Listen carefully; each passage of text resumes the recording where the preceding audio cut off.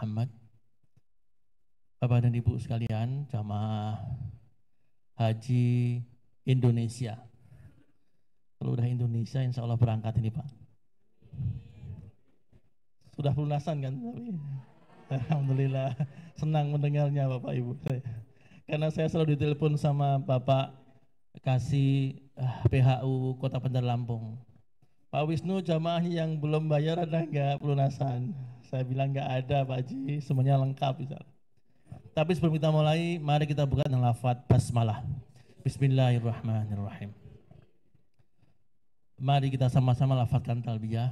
Labbaik Allahumma labbaik, labbaik la syarika laka labbaik, innal hamda wan ni'mata laka wal mulk la syarika lak, labbaik Allahumma labbaik, labbaik la syarika laka labbaik, innal hamda wan ni'mata laka wal mulk la syarika lak.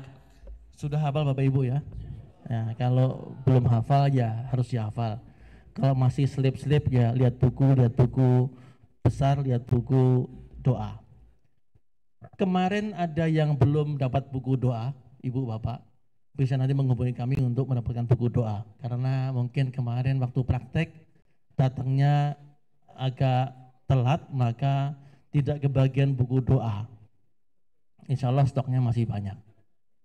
Pada pagi hari ini Bapak Ibu sekalian, perlu kami sampaikan bahwa materi yang penting pagi ini adalah manajemen regu dan rombongan. Kalau Bapak Ibu pernah pergi umroh, maka manajemen regu dan rombongan ini dihandle oleh travel. Jadi nggak tahu menahu, pokoknya kita rombongan umroh itu ya bismillah, gitu selesai semua. Tapi kalau haji reguler Bapak Ibu sekalian, maka perlu kita ketahui bersama bahwa regu rombongan itu kita kelola bersama-sama. Loh kok gitu? Iya. Mau tidak mau, suka tidak suka, ya demikianlah adanya. Maka dari itu sebelum kita terpaksa, sebaiknya kita perlu mengetahui sehingga kita ikhlas untuk menerima. Maka dari itu perlu kami sampaikan bahwa yang pertama perlu dihafal Ibu Bapak, satu kloter, nama satuan kelompok terbang sebanyak 394 orang. Kalau tidak salah sekitar 8 rombongan. Yang kedua rombongan. Satu kloter, yang kedua rombongan. Rombongan itu adalah satuan kedua berjumlah sekitar 42 orang. Dan yang ketiga adalah regu. Regu berjumlah ada yang 10, ada yang 11 orang. Jadi beda Pak Haji, waktu zaman sebelum tahun 2019 ke sana itu beda jumlahnya. Sekarang mulai berubah, diperkecil karena pesawat yang menghantarkanmu juga semakin kecil, sehingga tidak sebanyak jamaah haji tahun-tahun sebelumnya. Pada pagi hari ini, manajemen rombongan akan disampaikan oleh Bapak Haji Dr. Andes Sudarmaji. Beliau sudah khatam 2 kali hajinya, 2008 dan 2012. Alhamdulillah beliau menjadi karom terus ya Pak ya. Di Darul Fatah juga alumninya hajinya. Sehingga kami kira ini beliau cukup sangat mumpuni dalam hal manajemen rombongan di 2 waktu yang berbeda. Nah maka dari itu karena rombongan ini kita kelola bersama-sama, maka ada sangat perlu kalau kita ketahui apa seluk-beluk yang ada dalam rombongan tersebut. Kepada Bapak Haji Sudarmaji kami persilahkan.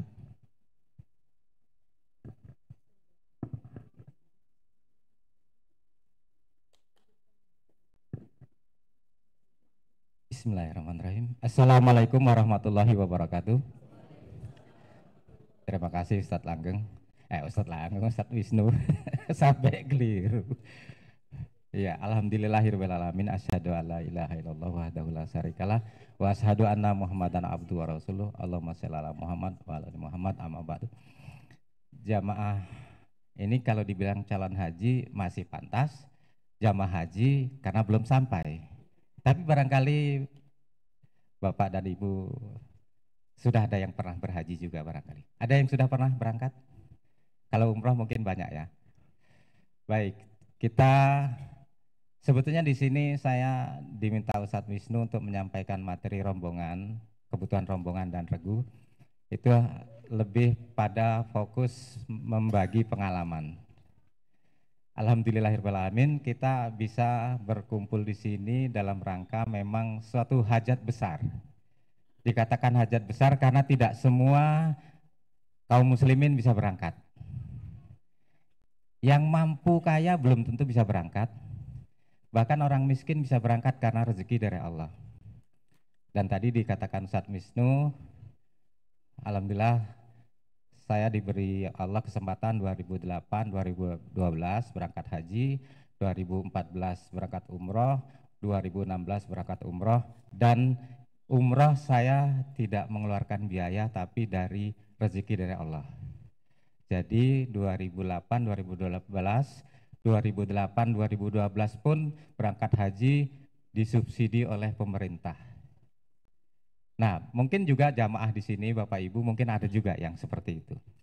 Dan alhamdulillah berangkat 2008 sampai 2016 itu jadi karom terus, walaupun sifatnya umroh tapi jadi ketua rombongan terus gitu. Jadi akhirnya ketiban apa ya, ketiban sampur kalau orang Jawa gitu.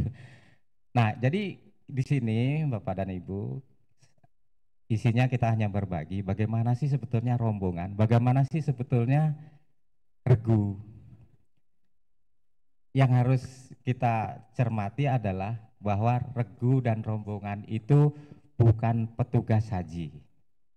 Jadi yang harus diperhatikan, karena bukan petugas haji, terutama bapak-bapak ini, kalau ibu-ibu mungkin nggak akan jadi karom, nggak akan jadi karu, ikut ajalah anak buah ajalah gitu ya.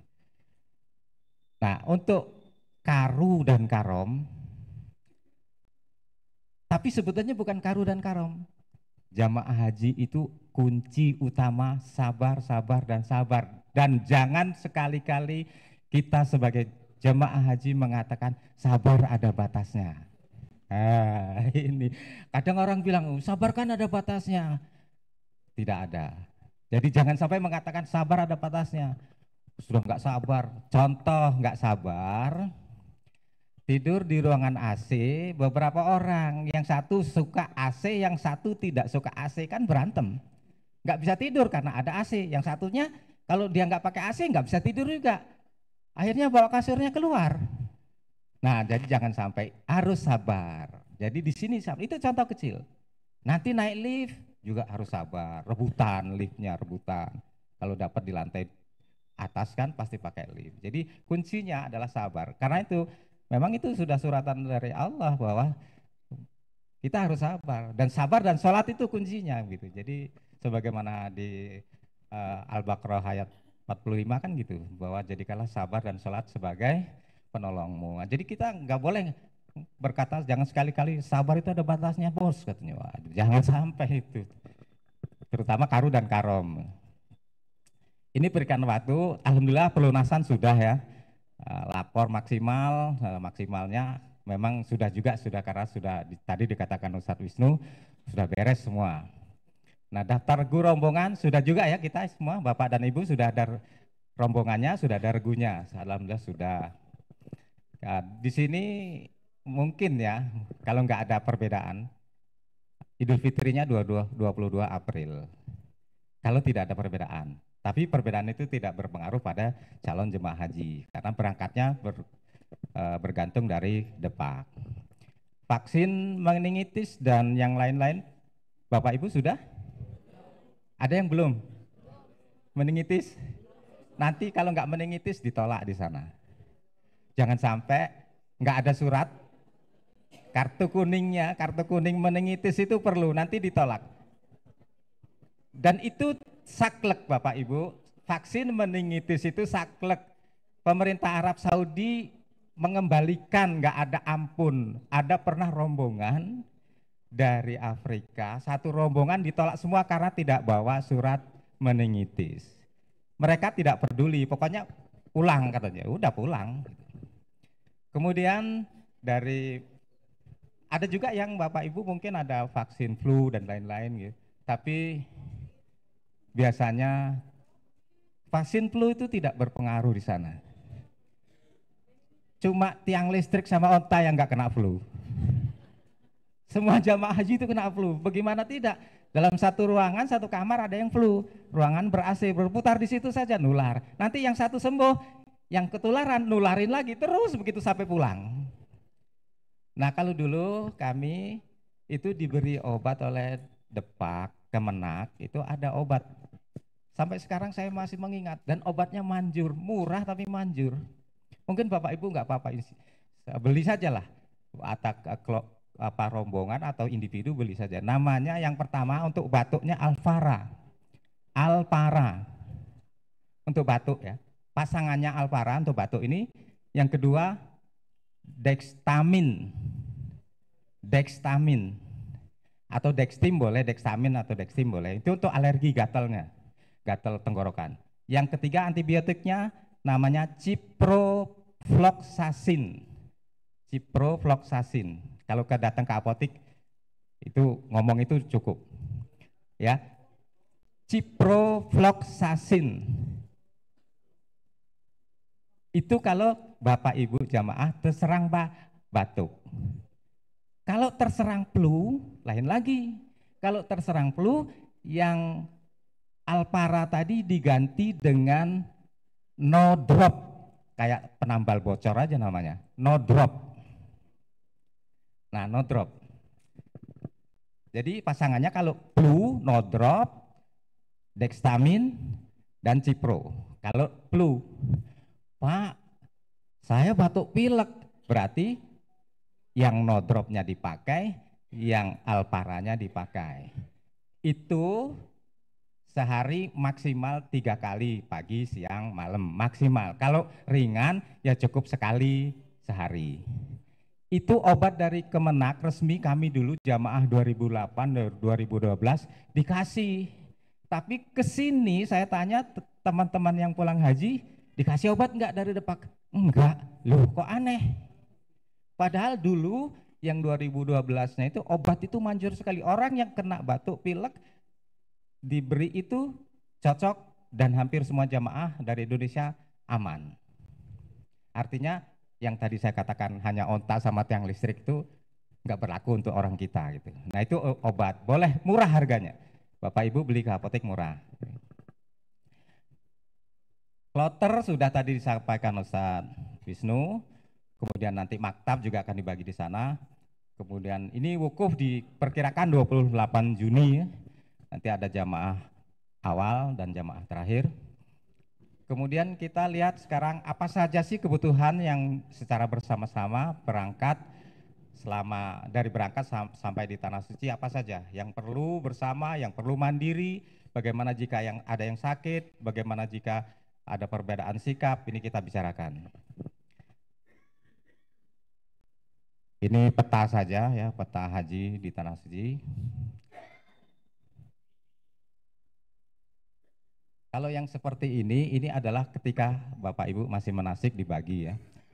Pengelompokan berdasarkan domisili jamaah yang sama-sama dari daerah mana, tapi karena di sini sudah dibentuk regu dan rombongan sudah tidak ada masalah. Sudah? Belum toh? Regu belum? Berarti nanti habis dari sini Bapak Ibu bersepakat bentuk regu, bentuk rombongan. Satu regu bisa 10 orang atau 11, satu rombongan bisa sampai 44 atau 45. Kalau masa-masa kami adalah 45 orang, satu rombongan.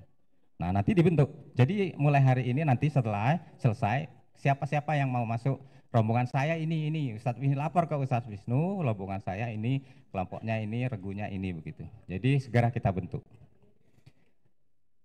Itu untuk pembentukan rombongan, ya. Dari tadi sudah dikatakan oleh Ustadz Wisnu, satu kloter itu kalau dulu kami satu kloter 10 rombongan, tapi tadi dikatakan berkurang karena pesawatnya lebih kecil. Ya, pesawatnya lebih kecil. Kemudian yang perlu diperhatikan juga bahwa sekarang ini rombongan itu sebetulnya Bapak Ibu mandiri. Maka tadi dikatakan ketua regu atau ketua rombongan itu bukan petugas haji itu karena nantinya mandiri. Jadi tidak sampai mengatur semua.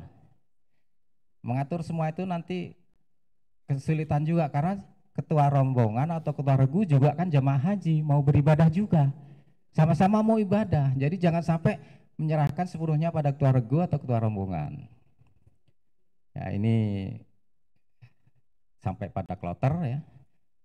Kemudian terakhir itu nanti di sana kita akan dimasukkan ke dalam maktab-maktab dan di atas maktab ada muasasah atau sekarang namanya syarikah. Yang tadi penjelasan Ustadz Wisnu adalah diswastakan. Kalau muasasah itu pemerintah resmi, kalau syarikah itu diswastakan, swastanisasi pelaksanaan haji. Rombongan dari Darul Fatah sifatnya mandiri. Ya. Kenapa? Karena memang haji itu mandiri, Bapak Ibu. Tapi di dalam mandiri itu tetap ada pengelolaan, ada pengelompokan supaya tidak bubar. Dari diri sendiri, untuk diri sendiri, juga bersama-sama dengan jamaah. Dengan kata kunci tadi sabar. Itulah. Karom, karu, ya. Sebetulnya pekerjaannya lillahi ta'ala, tapi pemerintah Arab Saudi melalui Departemen Agama atau Kementerian Agama menghargai, tidak seberapa harganya. Jadi karom nanti dikasih insentif walaupun tidak seberapa, mungkin antara sekitar 100 atau berapa real begitu ya, atau 200 real. Kalau karomnya sekitar 400 atau 350 atau 400 real, itu penghargaan. Jangan dianggap itu sebagai upah, nggak seimbang. Jadi Bapak yang jadi karom nanti akan mendapatkan itu. Ya dikasih lah ya untuk, sebetulnya itu habis untuk nelpon anggota. Iya, itu 100 real itu hanya untuk beli pulsa, nelpon yang anggota, kamu di mana? Bapak Ibu di mana? Bapak Ibu di mana? Cecer-cecer kan gitu. Ya, karena saya pernah menjadi karom, anggota hilang sehari semalam. Ketemunya itu sudah di lain maktab, sudah di lain tempat, jauh jaraknya lebih dari 7 kilo. Satu jamaah haji tersesat sehari semalam sampai 7 kilo. Kok bisa? Mudah-mudahan jamaah kita dari Darul Fatah yang sekarang nggak ada yang tersesat. Kenapa bisa tersesat Bapak Ibu? Takabur, sombong. Takabur sombongnya kenapa? Ketika akan berangkat dari hotel menuju Masjidil Haram, mau sholat pertama kali, ingat-ingat Pak ya, ini hotelnya, ini tanda-tandanya, nanti kalau turun bis ke sini, gampang, kayak gini aja masa nyasar. Sehari semalam baru ketemu, itu pun diketemukan oleh anggota rombongan jemaah haji lain karena orang itu bukan kelompoknya, kok bisa nyasar gitu. Nah jadi Bapak Ibu jangan sekali-kali takabur. Jadi katakanlah tidak untuk takabur, bahaya. Narok sendal juga gitu, jangan sendal gini nggak bakal hilang. Pulang dari sholat sudah nggak ada. Jangan macam, jadi jangan takabur, jangan takabur. Pokoknya sekecil apapun, batin saja tidak boleh. Iya orang itu kok jemaah haji kok ngeleler tinggal di pinggir-pinggir toko karena banyak. Dalam hati, besok dia nggak bisa pulang, tidur di pinggir jalan dia. Nah jadi jangan takabur ya. Ini pesan yang memang. Jadi ini sampai karom diberi penghargaan. Karom dan karu bukan petugas haji, karom dan karu adalah jemaah haji, tadi sudah sampaikan. Ya, dapat dibayangkan satu karom itu membimbing 40 orang lebih ya, 44.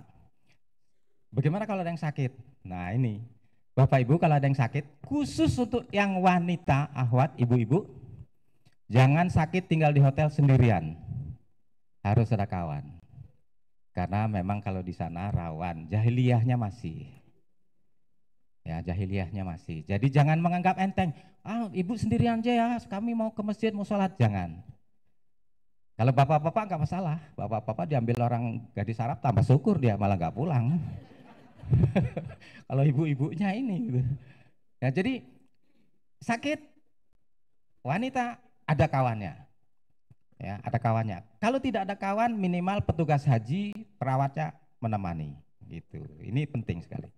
Termasuk juga kalau ibu-ibu naik kendaraan, jangan perempuan dulu, lakinya belakangan, dibawa kabur. Atau turun, bapaknya duluan, ibunya ketinggalan di dalam mobil, dibawa kabur. Dan kejadian ini saya menyaksikan di 2012. Untungnya bukan orang Indonesia. Saya dengan istri sedang berjalan, ada seorang, kalau di sana orang mungkin orang Afrika atau orang apa ya, pakai hitam-hitam itu, yang pakai hitam-hitam. Suaminya belum naik, istrinya naik, perempuannya naik. Istrinya dibawa kabur oleh mobil itu, suaminya jerit-jerit. Saya dengan istri menyaksikan, ya Allah mah kasihan amat.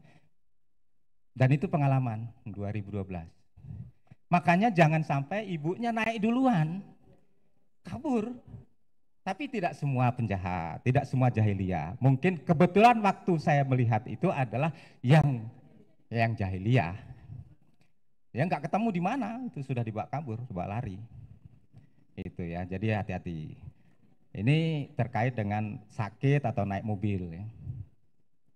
Tugas Karom menyampaikan info ke anggota, koordinasi tanda rombongan, hadyu, pengumpulan koper dan sebagainya. Ini tadi saya tanyakan Ustadz Wisnu, untuk nama-nama banner-banner kecil atau besar sudah dibuatkan. Bapak Ibu nanti khusus dalam rombongan dan regu nanti tinggal nempel saja di maktabnya, di Mina, di tendanya tinggal tempel. Karena sudah dibuatkan. Misalnya rombongan 1 dari Darul Fatah. Kita aman. Kalau dulu masa-masa kami buat sendiri, inisiatif sendiri. Gitu. Jadi untuk doa safar ya juga harus dihafal sendiri, dibagi. Nanti kan ada kemarin disampaikan sudah doa-doa dari Darul Fatah sudah ada. Nah ini nanti Bapak dan Ibu yang rombongan itu upayakan bisa tarwiyah. Pak, tarwiyah kan nggak wajib, kan sunnah, betul. Tapi sunnah yang didapatkan di Arab Saudi, di Mekah, Madinah, atau di Mina, tarwiyah, sunnahnya itu beratus-ratus kali lipat dari sunnahnya di tempat kita. Jangan nganggap enteng sunnah, alah cuma sunnah, jangan. Bahaya, kalau kita menganggap, sunnah aja, nggak usah, jangan. Walaupun berbayar, karena sekarang tarwiyah itu berbayar karena dikelola oleh swasta, berbayar. Kalau tadi saya tanya Ustadz Wisnu ya sekitar 1 juta orang satu, nggak masalah. Karena 1 juta orang satu itu sudah sampai sana. Bayangkan kalau kita dari sini mau niat mau tarwiyah berapa juta, terus nggak bisa setiap saat karena adanya hanya waktu haji. Kan jadi murah walaupun berbayar. Kalau kita hitung pahalanya, gitu. Jadi jangan sampai kita berhitung orang berbisnis kok kepada Allah. Itu kan kita berbisnis kan, bertransaksi kepada Allah. Jangan sampai kita berhitung, mahal-mahal, jangan sampai. Begitu tarwiyah nanti juga itu rombongan ya. Kita lihat tugas karu membantu karom. Tugas karu ini sebetulnya ujung tombak dari karom. Karena karom, bapak-bapak yang jadi karu, kita kumpul. Kita bicarakan ini, besok kita kemana, besok kita kemana, nah, bicarakan. Jadi menyampaikan ke anggotanya, terutama di grup WhatsApp-nya ada grup karu, ada grup karom. Membagi kamar, Bapak Ibu, hati-hati jangan sampai punya prinsip, kan dia istri saya, mahram saya, udah satu kamar. Iya, saya dengan istri mahram. Lah teman ini dengan istri saya kan nggak mahram. Dan itu terjadi 2012, berantem sampai 3 hari 3 malam Tidak bisa diselesaikan gara-gara ada istri orang lain lagi mandi, nggak dikunci, bapak lain ini masuk, berantem. Ibunya nggak terima, ngomong sama bapaknya, suaminya nggak terima, ribut 3 hari 3 malam. Sampai diselesaikan oleh maktab. Dan itu satu hotel dengan saya, satu kloter dengan saya. Saya tidak mau sebut KBIH-nya, karena ini mencemarkan, tapi itu kejadian. Jadi KBIH-nya itu memberi kesempatan satu kamar isinya 6 orang, pasangan-pasangan. Betul, bapak sama ibunya, suami istri muhrim. Tapi istri dia dengan saya tidak muhrim. Kejadian pas masuk kamar mandi. Karena nggak dikunci, teledor juga sih perempuan ini nggak dikunci. Lakinya kebelet, masuk blus. Orang lagi telanjang di dalam, nah sudah kacau kan. Nah itu jangan sampai. Jadi karom nanti membagi laki-laki, perempuan. Jangan, ini kan istri saya, jangan. Itu terjadi betul, pengalaman ya. Jadi tugas karu, nanti anak buahnya 10 orang dikelompokkan berapa, karom ya. Kemudian dibagi kamarnya. Kemudian pembagian lantai itu bergantung dari kloter.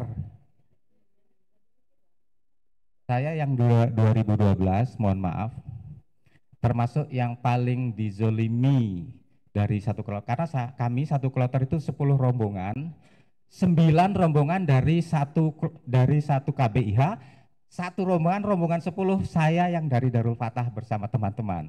Jadi kami dizolimi, hotel dizolimi, di Mina dizolimi, tarwiyah dizolimi, pulang ke hotel dizolimi. Tapi kami hanya berdoa, ya Allah kami ini sedang menjadi tamumu ya Allah, sabar. Kami sedang menjadi tamumu, maka barang siapa yang menzolimi kami, maka hukumlah dengan caramu. Pulang dari tarwiyah, pulang dari Mina, pulang dari Arafah, rombongan tersebut hilang uangnya, habis. Uang kan tidak dibawa ke Mina, tidak dibawa ke Arafah, ditinggal di hotel. Yang diambil hanya realnya, rupiahnya 100 ribuan numpuk nggak diambil. Tapi tidak ketahuan siapa yang ngambil, kunci kamar tidak rusak, kunci hotel tidak rusak, tapi uangnya nggak ada. Itulah hukuman dari Allah karena menzolimi penjamaah haji dari Darul Fatah. Maka jangan sampai bapak ibu menzolimi orang lain.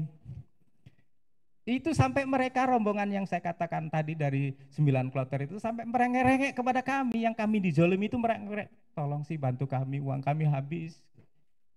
Bisa Bapak Ibu bayangkan, uang dia sudah kadung tukar real, uangnya habis. Mau beli makanan jajan aja nggak bisa. Merengek-rengek pada kami, yang tadinya mereka menzolimi kami. Kami bayangkan Bapak Ibu, di Mina itu kami tidak diberi tempat tidur.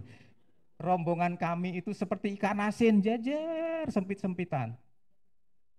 Nah, jadi ini rombongan perlu, maka perlu nanti bapak-bapaknya terutama waktu mau tarwiyah, survei ke Mina, tenda di Mina, karom atau karu harus ikut. Paling tidak karomnya. Paling tidak karomnya, karena itu nanti gratis, pulang perginya gratis. Nggak berbayar lagi, yang berbayar itu hanya tarwiyahnya. Di Minanya itu oleh muasasah yang sekarang namanya Syarikah. Jadi bagi kamar, bagi tempat di Mina, di tenda, karom harus ikut. Nah itu tugas karom. Nanti kalau ada kesempatan karu ikut juga. Kalau mobilnya cukup, bisnya cukup, karu ikut.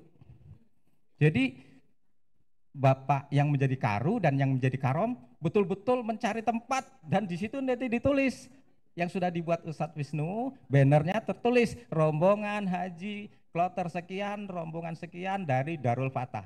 Jadi mereka nggak bakal pakai lagi.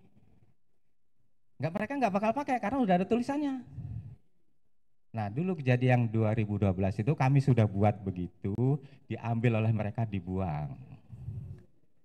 Kami nggak punya tempat. Bapak Ibu bisa bayangkan kalau satu rombongan 45 orang nggak ada tempat tidur. Tapi Allah Maha Adil, jangan takut, dengan kesabaran. Kami tadinya mau marah, tapi saya sebagai karom menahan, nggak perlu marah, ini kita sedang jadi tamu Allah. tidak boleh jidal, tidak boleh fusuk, tidak boleh rafas. Berpatah-patahan nggak boleh, ribut nggak boleh, ya, bersih tegang nggak boleh. Maka sabar itu kuncinya Bapak Ibu. Sabar, sabar dan sholat. Ya. Ini pengalaman karom beberapa waktu. Bapak Ibu telah membayar ONH, jadi punya hak untuk beribadah haji sesuai dengan sunnah Rasul dan ini dijamin oleh Depak. Saya sampaikan di sini karom, terutama karom, tugas karom rombongan ini. Tadi saya katakan jangan menyepelekan sunnah, ambil semua. Kalau ada sunnah ambil, kalau yang nggak sunnah ya terserah gitu ya. Contoh tidak sunnah, Bapak Ibu nanti akan ditawari, yuk kita umroh kedua. Tanim atau Jironah bayar 100 real atau 25, 70 bervariasi bergantung angkotnya. Itu tidak ada sunahnya. Kalau mau ikut ya silakan, tapi tidak ada sunah. Yang sunah malah kalau bisa rombongan atau regu, paling tidak satu regu, ketika di Madinah yang dapat pahala umroh sempurna kata Rasul adalah sholat 2 rakaat di Masjid Kuba. Sholat 2 rakaat di Masjid Kuba dengan membawa wudhu dari tempatnya, maka pahalanya sama dengan 1 kali umroh sempurna. Dan itu ditulis di pintu gerbang masjid Bapak Ibu. Ditulis ada yang bahasa Arab, ada yang bahasa Indonesia. Saking cintanya orang Arab dengan orang Indonesia, ada tulisannya bahasa Indonesia. Salat 2 rakaat di Masjid Kuba, pahalanya sama dengan 1 kali umroh sempurna. Saking cintanya orang Arab dengan orang kita, ditulis pakai bahasa Indonesia. Tapi banyak orang kita yang tidak mau ngambil sunnah itu. Alah kan cuma sunnah. Gimana cara berangkatnya dari Masjid Nabawi? Rombongan, nyater. Di sana banyak Bapak Ibu, angkotnya keren-keren. Bayangkan angkot harganya mobilnya 1 miliar lebih. Lah mobil baby van, mobil-mobil yang keren-keren. Jadi Bapak Ibu nanti ambil sunahnya, itu yang sunah. Yang umroh di Tanim, Jironah itu tidak ada sunahnya. Yang ada sunahnya yang sholat 2 rakaat di Masjid Kuba. Dan pahala sholat 2 rakaat di Masjid Kuba dengan membawa wudhu dari tempatnya itu bisa disedekahkan pahalanya. Ya Allah, hamba sholat 2 rakaat, pahalanya hamba serahkan untuk orang tua hamba yang sudah meninggal ya Allah. Sempurna. Itulah yang Bapak Ibu harus ambil. Gimana caranya? Dari sholat subuh di Masjid Nabawi keluar rombongan paling tidak 5 atau 10 sampai 10 orang. Angkotnya tawar, Kuba. Kita ke Karam ngomong, Kuba, kata supirnya, Kuba. Atau mereka ngomong, Kuba, ziarah Kuba. Ya kayak angkot kita di sini lah manggil gitu. Terus kita Karamnya ngomong, 2 real, maksudnya orang satu 2 real. Kalau kata dia halal, naik. Kalau haram, berarti nggak mau dia. Kalau haram bukan haram hukum ya, haram itu berarti nggak boleh. Haram, kata dia halal, 2 real, berarti orang satu, kalau ada 10 berarti 2 kali 10, bayar. Ya, bayarnya jangan duluan. Nanti kalau udah pulang, itu PP 2 real itu. Berangkat sama pulang. Jadi Bapak Ibu rombongan nyater, laki-lakinya harus naik duluan, nanti pulangnya belakangan. Nah ibu-ibunya kita atur seperti tadi. Sampai Kuba nanti angkotnya nunggu. Kita udah sholat, bareng pulang. Ingat Ibu, Bapak, cuma sholat 2 rakaat. Sholat tahiyatul masjid, pahalanya sama dengan umroh. Kalau Bapak Ibu bayar dari sini sudah sampai 50 juta lebih, kenapa itu nggak diambil yang hanya cuma 2 real? Iya kan? Nah, ambillah itu. Saya menjadi karom banyak menyampaikan pada anggota, tapi anggota banyak, Pak Haji kan cuma sunnah, males lah, capek. Aduh ya Allah. Barang sudah sampai Indonesia nyesel. Ya Allah, kenapa saya nggak ngikutin kata Pak Haji ya, pahalanya gede gitu. Nah, jadi penyesalan. Nah, maka karom ini karom tanggung jawab. Ayo siapa yang mau salat 2 rakaat di Masjid Kuba, kumpul. Datengin angkotnya. Angkot di pinggir-pinggir Masjid Nabawi itu banyak. Ya kayak kita di terminal sini angkotnya itu. Kuba. Supirnya itu teriak-teriak, Kuba. Juga nanti kalau yang mau sholat, yang mau ambil umroh kedua biasanya yang dari Tanim atau dari Ji'rona itu juga sama, angkotnya juga manggil, yuk Tanim 75 real atau 25 real ya tergantung nego. Nah itu ya, jadi ambil sunahnya. Jadi karena Bapak Ibu sudah bayar, mahal. Ya, terus rombongan juga, ini masih rombongan. Jangan sampai rombongan ini mengutamakan jalan-jalan. Nggak ada pahalanya. Yuk rombongan yuk kita jalan-jalan ya, ngelihat sepedanya Nabi Adam katanya. Astagfirullahaladzim, bagaimana sepeda Nabi Adam? Aneh-aneh aja kadang-kadang jemaah nih. Yuk kita ke Laut Merah yuk kita ke Masjid Terapung. Jalan-jalan, kehilangan waktu sholat di Masjidil Haram. Kan hilang. Gimana dia mau sholat di Masjidil Haram sementara dia pergi jalan-jalan? Hilang. Pahala di Masjidil Haram sholatnya itu sama dengan 100.000. 100.000 kali sholat di sini, Bapak Ibu 100.000, umurnya nggak nyampe. Ya nggak nyampe lah. 100.000 itu banyak. Nah itu hanya satu kali sholat di Masjidil Haram, pahalanya sama dengan 100.000. Kok kita mau kehilangan itu? Rugi, udah keluar duit banyak. Itu saya tanamkan pada jamaah, jangan sampai jamaah udah keluar duit ini. Ya Pak, kan lumayan pengalaman, tahu sana. Gak seimbang dengan pahalanya Bapak Ibu. Jangan. Kalau bisa jalan-jalan itu masih sempat balik ke Masjidil Haram. Contoh jalan-jalan nanti ke misalnya ke Jabal Nur, Jabal Rahmah atau ke ya Gua Hiro itu masih pulang. Masih bisa pulang, masih bisa sholat di Masjidil Haram. Nggak apa-apa ambil. Tapi kalau sudah sampai ke Jeddah, ada perjalanannya sudah hilang panjang. Nah itu ya. Jadi saya berbagi pengalaman tentang karom dan karunya. Minta anggotanya untuk mengambil sunahnya yang pahalanya berlipat. Ingat di tanah suci itu pahala sunahnya beratus-ratus kali dari tempat kita di sini. Ibadah haji kita adalah ibadah haji mandiri. Jadi di tanah suci itu yang hanya rombongan itu hanya beberapa kali. Semuanya mandiri. Nggak mungkin nanti mau sholat bareng terus, mau tawaf kedua ketiga berikutnya bareng terus, nggak bisa. Tawaf sendiri-sendiri. Tawaf sekarang di sana dikasih peraturan harus pakai ihram. Kalau dulu masih bisa pakai pakaian bebas gini, tawaf kedua ketiga itu bebas. Sekarang tawaf di dalam lingkungan Ka'bah harus pakai pakaian ihram. Yang enak ya ibu-ibu, ihramnya cuma kerudung selai tutup semua. Ingat, telapak tangan harus terbuka. Punggung tangan harus tertutup. Makanya belilah sarung tangan yang ada apa kaitannya di jari-jari itu. Jadi punggung tangan tertutup, telapak tangan terbuka. Itu untuk ibu-ibu.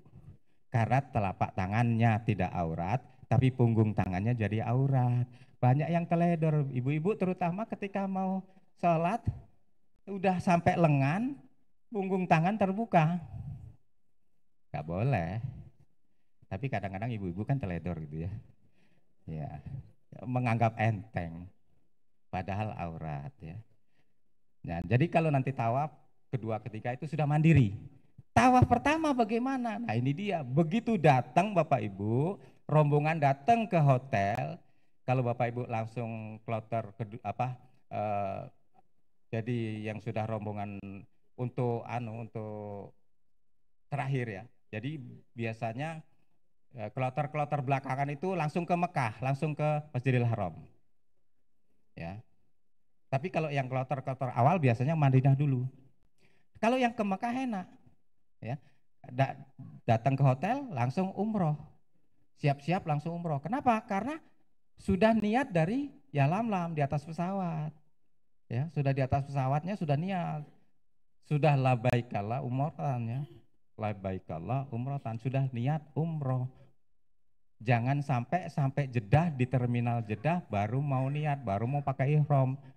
Rebutan kamar mandinya. Jadi mandinya sudah dari Jakarta, sudah siap, sudah pakai ihram di pesawat, niat di pesawat. Itu untuk rombongan-rombongan yang bagian akhir. Itu rombongan. Begitu sampai di hotel, ketua rombongannya, oh ya saya lupa. Ini saya punya kenang-kenangan ya. Saya punya kenang-kenangan Bapak Ibu kan aneh yang ngeliat ini ya. Aneh yang lihat ini. Aneh yang lihat ini karena apa kok warnanya pink? Mana ada topi haji warnanya pink? Ini pengalaman saya pakai 2008, 2011, 2014, 2016 pakai ini. Sebanyak-banyaknya jamaah haji yang tawaf di Masjidil Haram di Ka'bah, nggak ada yang pakai warna ini. Saya sebagai karom, itu dia karomnya, ketahuan. Pakai ini, bisa Bapak Ibu bayangkan.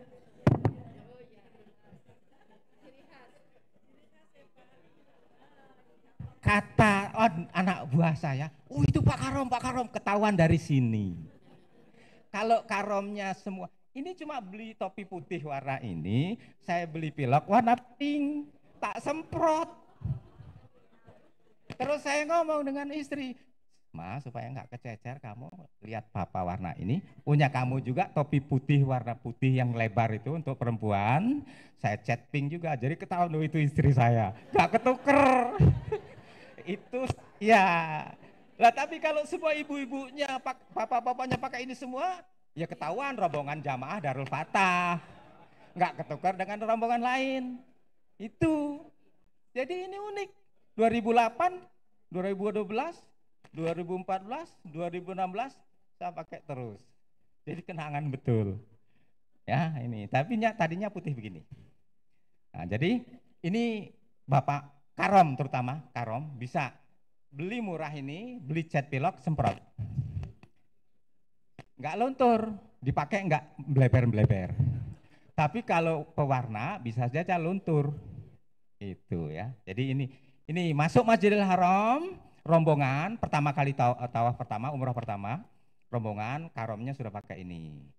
Kalau pakai bendera-bendera disita sama askarnya. Bawa bendera-bendera itu nanti disita, nggak boleh masuk. Yang ada bendera-bendera itu nggak boleh. Harus di luar. Nah gimana karomnya nunggu di luar sementara mau umroh mau tawaf kan? Nah pakai ini ya. Kira-kira cocok nggak Bapak Karom yang bakal jadi karom ini? Cocok kan? Kalau bisa nggak apa-apa. Semua rombongan jamaah haji pertama kali datang pakainya begini semua. Ketahuan, itu rombongan kita. Sini nyasar ketemu, itu rombongan kita. Gampang. Toh murah. Ibunya juga gitu, ada topi untuk ibu-ibu itu lebar itu yang kayak kalau saya bilang apa ya, topi koboi ya, topi koboi tapi putih, semprot aja. Itu jamaah DF. Insya Allah sampai sekarang belum ada yang menyamakan. Insya Allah belum ada yang menyamakan. Kalau yang ini pengalaman saya, ini gantinya anduk. Kanebo ini gantinya anduk. Bapak Ibu daripada beli anduk, bawa anduk, menuhin koper, di sana juga susah cari jemuran, jemur anduk susah. Ini enak. Bapak Ibu, ini dipakai 2008, 2012, 2012 ini masih awet. Kalau anduk udah bodol, ini kanebo ini lebar. Kanebo lebar ini untuk andukan. Kalau panas berangkat dari hotel ke Masjidil Haram panas, tutup di kepala, adem, kasih basah, adem. Ini nggak netes-netes walaupun ada air. Ini ada air Bapak. Ini mengandung air. Kalau saya peres netes. Tapi digini kan nggak nular, nggak merembet ke baju saya. Ini kanebo, ini pengalaman saya. Jadi Bapak Ibu silakan beli kanebo yang lebar ya, ukurannya 60 kali 43 lebar ya. Aduh repot. Harganya 50 ribuan ya, ada yang 75, ada yang 100 ya, macam-macam tergantung toko. Saya belinya, mohon maaf, saya dulu ada teman yang minta tolong saya suruh nyarikan, akhirnya saya belikan ke toko. Saya belinya lebih. Jadi di rumah masih ada 4 biji. Kalau ada yang mau ya. Nanti begini, kalau kan kita masih ada pertemuan lagi ya kapan-kapan ya. Nanti gini, saya coba hubungi tokonya, kalau dia bisa menyediakan, nanti nomor WA saya berikan. Mungkin di Bapak Ibu catat nomor WA saya. 0813 0813 0813 79 552 752. Ya, 0813 79 552 752. Nanti juga file ini, file rombongan saya berikan kepada Karom atau siapa saja yang minta, nanti saya kirim filenya. Jadi nanti saya coba tanya, ya mungkin sekitar 50.000 harganya. Ya, saya sudah remaji. Ya, di Darul Fatah sebagai pengawas, sebagai dosen di Darul Fatah ini. Ya, sudah remaji. Jadi nggak usah bawa anduk, ibu-ibu terutama, karena kita kan nggak mungkin kembenan keluar dari kamar mandi kan. Nggak mungkin ibu-ibu pakai kemben anduk keluar kamar mandi, haram. Aurat itu nggak boleh. Bapak-bapak juga gitu. Bapak-bapak wudhu di tempat umum di Masjidil Haram di Nabawi itu dengkul ke atas nggak boleh terlihat. Langsung orang sana mengatakan haram, haram, haram, aurat, aurat. Karena di atas dengkul. Walaupun laki-laki bisa pakai celana pendek. Tapi di sana nggak boleh. Nanti orang akan teriak haram, haram, haram. Karena aurat. Jadi bapak-bapak kalau mau wudhu ya batas dengkulnya yang terbuka. Gitu ya. Kalau perempuan lebih ribet lagi. Gitu. Dan ibu-ibu harus hati-hati masuk kamar mandi, masuk tempat umum.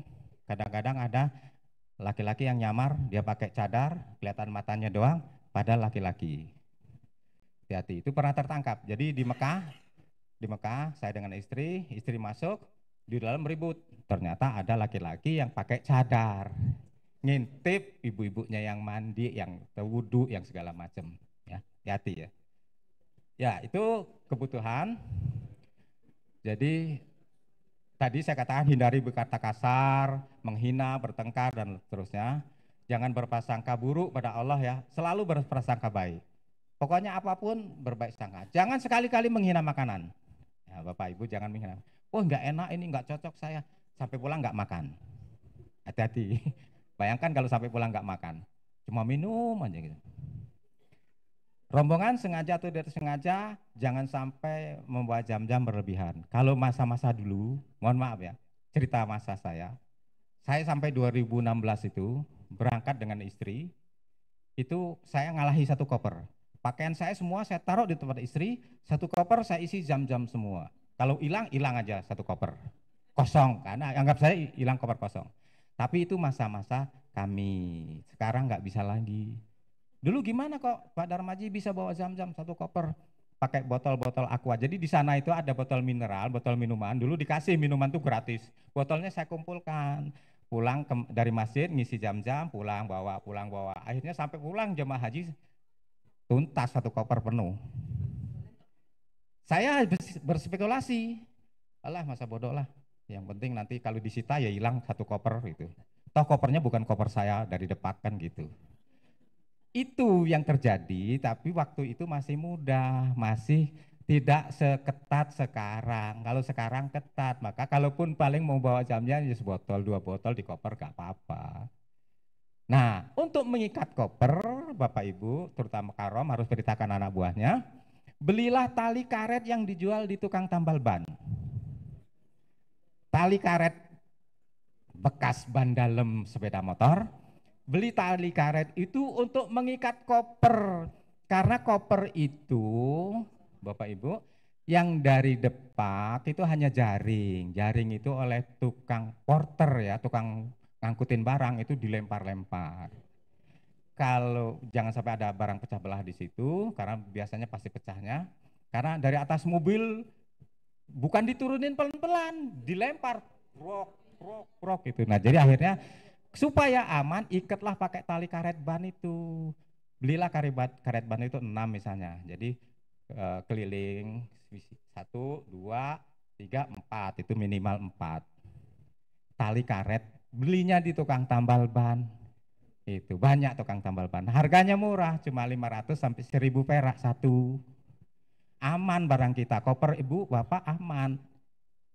Kenceng dia kalau pakai tali karet. Kalau pakai tali jaring itu longgar dan porter itu cukup tarik-tarik aja. Kalau diikat karet dulu ya, ikat karet dulu baru jaring aman. Nah itulah akal-akalan rombongan kami. Orang lain heran, lu kok punya akal begitu? Iya, karena saya orang miskin, jadi biasa ngiket-ngiket pakai karet kan gitu. Ya kalau kita belanja barang pakai karet kan aman. Saling tolong menolong sesama jamaah semampunya, itu perlu. Nah ini sebelum berangkat, mengenal antar anggota, nanti bentuk karu, dikenal. Alhamdulillah rombongan haji 2008, rombongan saya 2008, sampai sekarang satu rombongan masih eksis reunian. Kemarin hari Sabtu baru reunian kami kumpul di rumah makan kampung kecil dekat rumah kayu.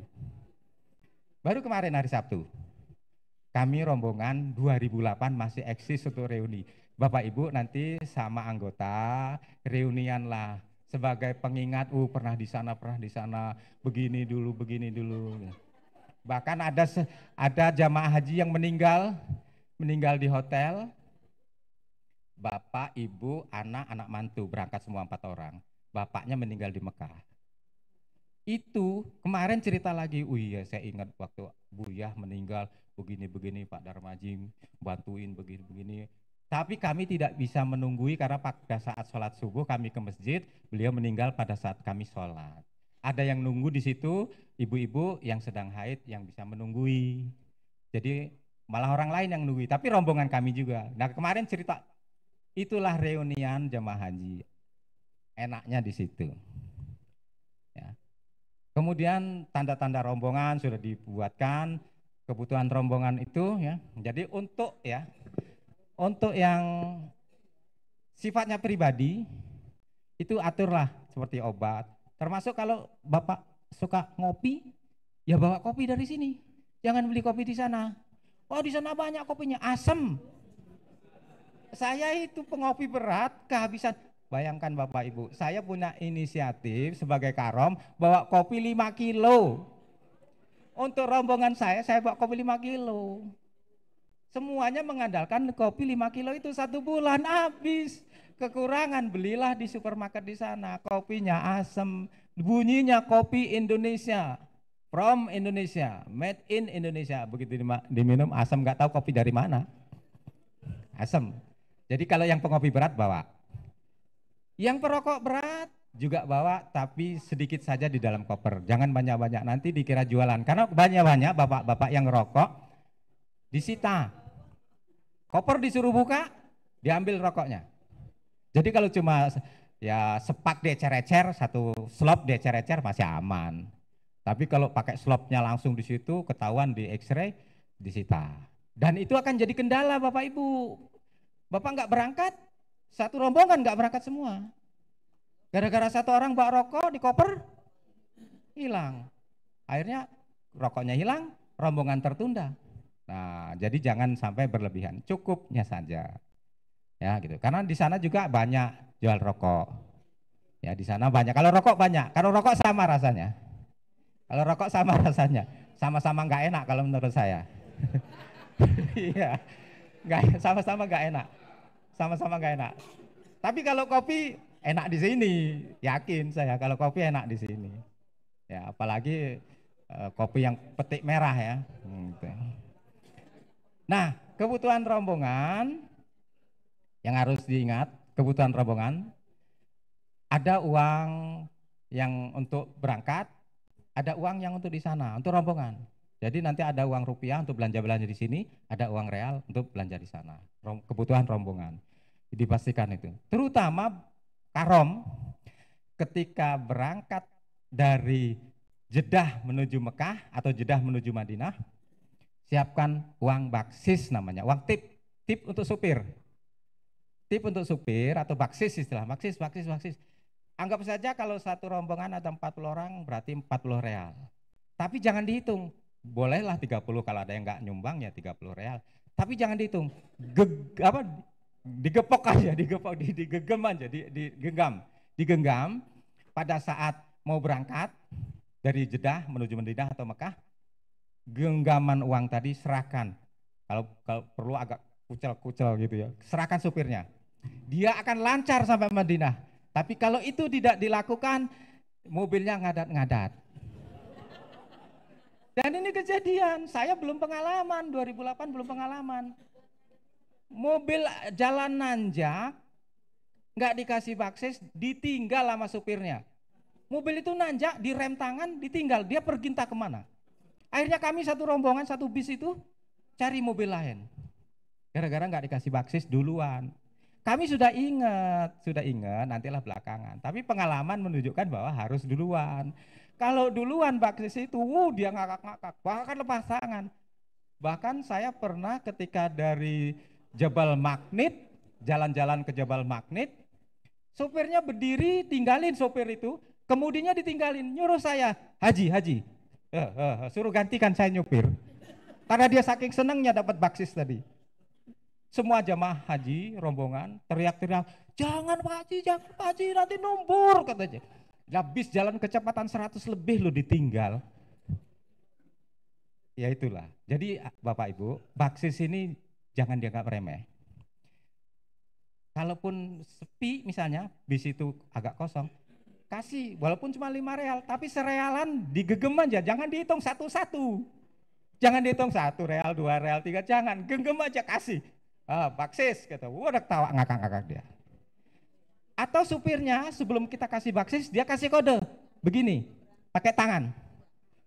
Haji, dia ngasih kode.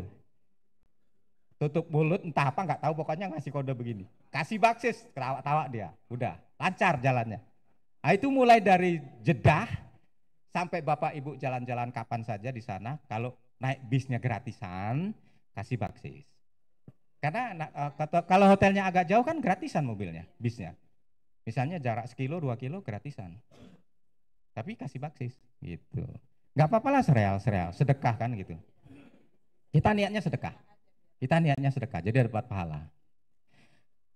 Kemudian kalau kebutuhan rombongan yang kedua, dari uang tadi ya, uang biasanya sampai mungkin antara 100-200 layar lah kalau untuk satu rombongan ya.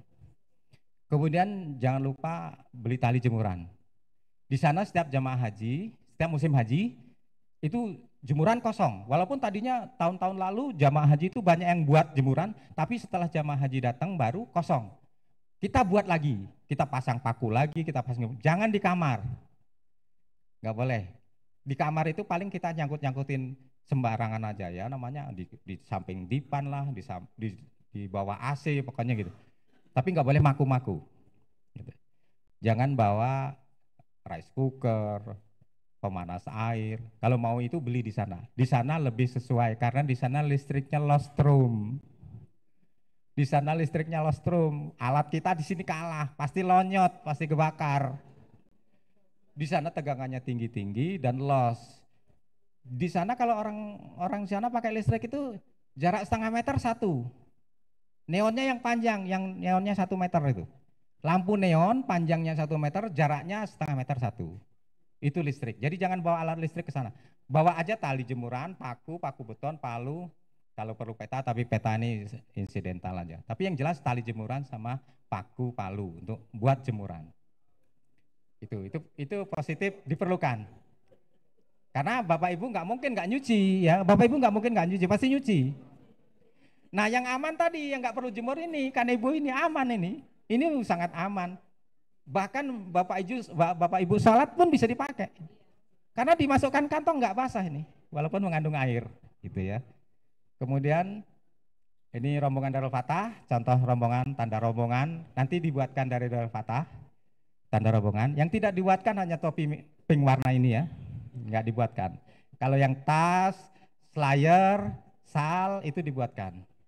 Ya, slayer, tapi banyak yang sama Bapak Ibu, slayer itu banyak yang sama, makanya dulu jemaah haji saya ketuker keliru sampai nyasar itu karena salnya sama, kata yang nyasar itu salnya sama, akhirnya dia tersesat gara-gara ngelihat sal itu.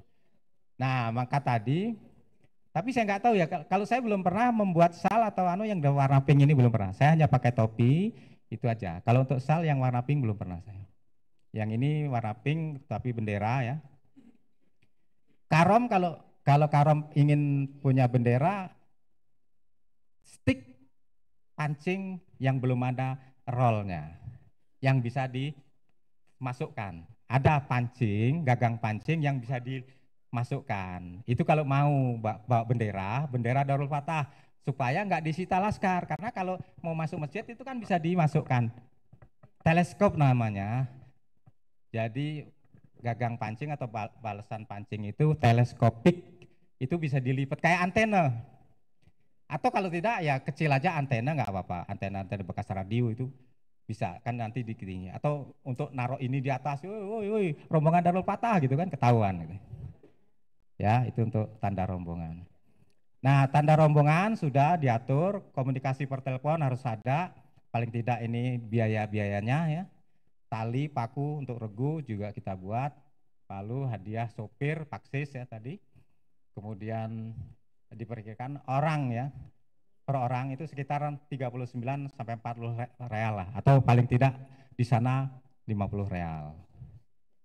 Ya kalau mau ada safety ya lebih lah nggak apa-apa. Ini untuk rombongan. Kemudian untuk pemanas tadi saya katakan kalau mau ya beli di sana, terutama kalau mau ngopi kan beli aja rombongan, beli satu rombongan satu pemanas gitu. Bisa. Kalau ibu-ibunya juga pengen ya nanti beli sendiri anunya apa pemanasnya. Kemudian ada ini sebetulnya kalau gelas ini insidental ya, sebetulnya di sana banyak cangkir. Ember ya untuk cuci baju itu biasanya kalau rombongan bisa juga ditulis rombongan 1 misalnya, ini embernya gantian nyucinya. Nyuci yang paling enak itu sekitar jam 2 malam masih sepi. Kalau sudah jam 3 orang sudah mau ke masjid, udah mandi, udah rebutan. Karena jam 3 itu sudah siap-siap mau ke masjid untuk salat subuh. Ya. Kemudian sabun cuci itu juga ya, silakan saja diperkirakan rombongannya ya. Karena bagaimanapun juga perlu mencuci itu. Paling tidak rinso yang kemasan gitu ya. Nah, uang basis untuk sopir ini juga perlu ya. Jangan tadi saya katakan jangan beli rice cooker atau bawa beras dari sini jangan, karena di sana juga banyak beras, malah berasnya lebih enak. Tapi kalau beli roti di sana jangan kaget, rotinya bisa buat melempar anjing. Saking kerasnya. Itu ya, saking kerasnya rotinya keras gitu. Ini lain-lain untuk kebutuhan ya nanti bisa saya kirim ke WA Bapak Ibu yang sudah nyatat nomor saya, nanti saya kirim ke WA. Nanti Bapak Ibu, Pak Haji tolong minta ininya, filenya saya kirim ke WA. Karena saya tidak tergabung dalam grup, jadi cukup individu saja. Ini haju. Nah, Bapak Ibu, haju ini rombongan. Jangan sampai haju sendiri-sendiri. Di sana itu saya menyaksikan sendiri haju itu banyak yang siluman. Fiktif. Bapak Ibu, rombongan haji lain sudah bayar. Terus yang caloknya ini berangkat ke tempat penyembelihan kambing. Jadi si calo ini beli kambing misalnya ada 40 orang, dia beli itu cuma 1 atau 2. Ini untuk rombongan atas saham ini, disembelihnya 1 atau 2 kambing, sisanya dia ambil duitnya. Itu namanya siluman. Lah saya sebagai karom berangkat langsung minta kepada orang di sana dulu ada Pak Wawan namanya yang menangani masalah haji, itu langsung 45 kambing, berdebat dia dengan para penjual kambing supaya tidak dimanipulasi. Akhirnya semua kambing dipotong atas nama masing-masing jamaah. Sudarmaji bin Mansur, ngek. Tina Yunarti binti Muhammad Saleh, ngek. Satu-satu disaksikan oleh karom. Jadi untuk penyembelihan kalau bisa karom minimal ikut supaya nggak dibohongi. Banyak kambing siluman. Nah itu untuk haju ya. Haju mungkin sekarang 500 real barangkali ya.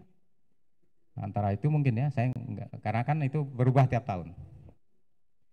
Kemudian kapan sih harus berombongan? Ya ngumpul koper dari sini di Islamic Center rombongan, nggak bisa misah. Ya rombongan.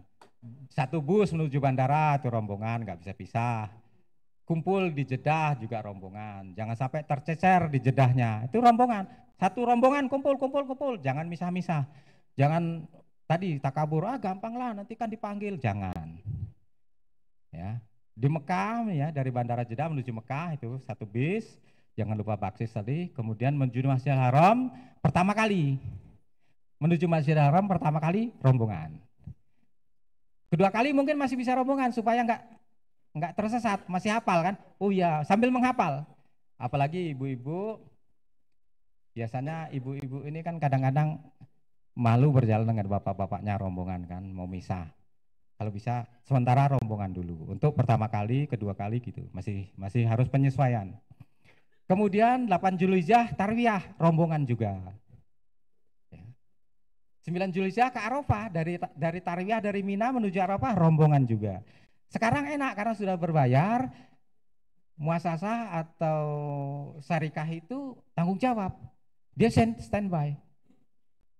Kami rombongan kami yang 2012 itu yang paling beruntung. 2012 itu selain kami dijolimi oleh rombongan dari tempat lain, KBH lain, tapi kami difasilitasi oleh muasasah. Kami 45 orang itu dikasih satu bis. Bayangkan bisnya di sana gede, bagus, panjang, cuma isinya 45 orang. Karena muasasahnya hormat dengan kami bawa surat dari Darul Fatah datang ke muasasah ini surat dari kami Darul Fatah untuk berangkat tarwiyah. Mereka senang sekali malahan. Waktu itu belum berbayar, malah kami dijamu. Di Mina dijamu, dikasih makan enak, makan sampai milih macam-macam makanan. Saking sedikitnya orang banyak makanan. Iya, jadi sedikit jamaah yang tarwiyah makanannya banyak.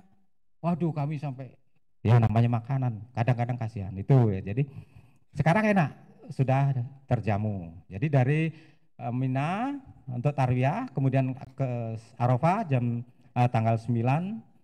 Kemudian itu biasanya satu kloter rombongannya, karena nanti di Arafah juga satu tenda.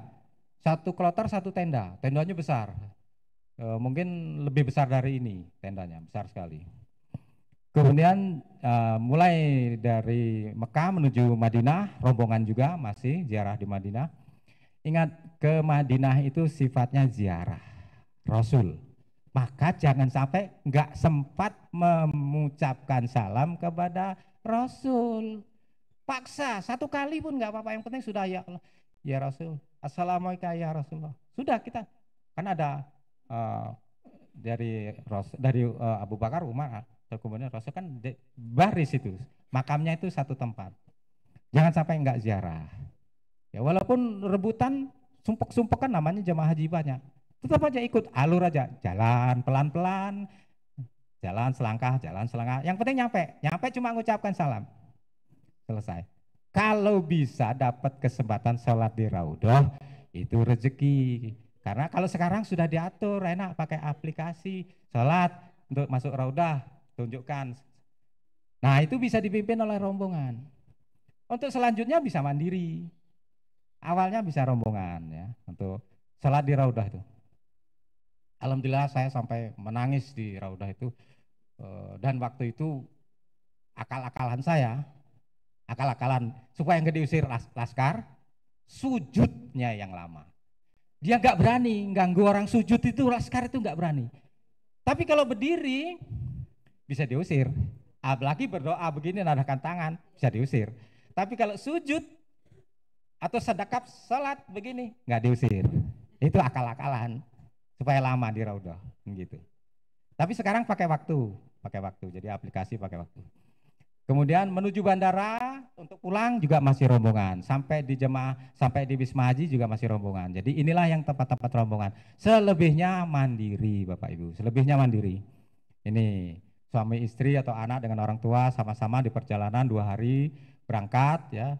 2 hari umroh sama-sama. Kalau bisa nanti setelah umroh yang bersama-sama itu mandiri. Jadi jamaah haji itu 32 harinya mandiri, 4 harinya yang bersama. Tapi di dalam 32 hari itu ada yang sifatnya bersama-sama ketika misalnya umrohnya tadi, ziarah pertama kali ke tempat Rasul itu bisa dikelompokkan perombongannya supaya kenal lokasi. Pertama itu kan kenal lokasi, itu aja. Kemudian rombongan kecil, ingat suami istri, tapi alhamdulillah saya dengan istri walaupun berangkatnya bareng-bareng terus, begitu mandirinya, betul-betul mandiri dia hilang, saya hilang gitu kan. Jadi nanti bapak-bapak jangan, mana istri saya ini, waduh saya kehilangan istri kemana, jangan. Bisa saja istri sudah paham, dia mandiri. nggak usah dicari-cari. Tapi kalau sampai setengah hari atau satu hari nggak pulang ya harus dicari. Jangan, dialah mandiri masa bodoh. Jangan, nggak pulang nanti. Ya gitu. Sholat harian itu mandiri.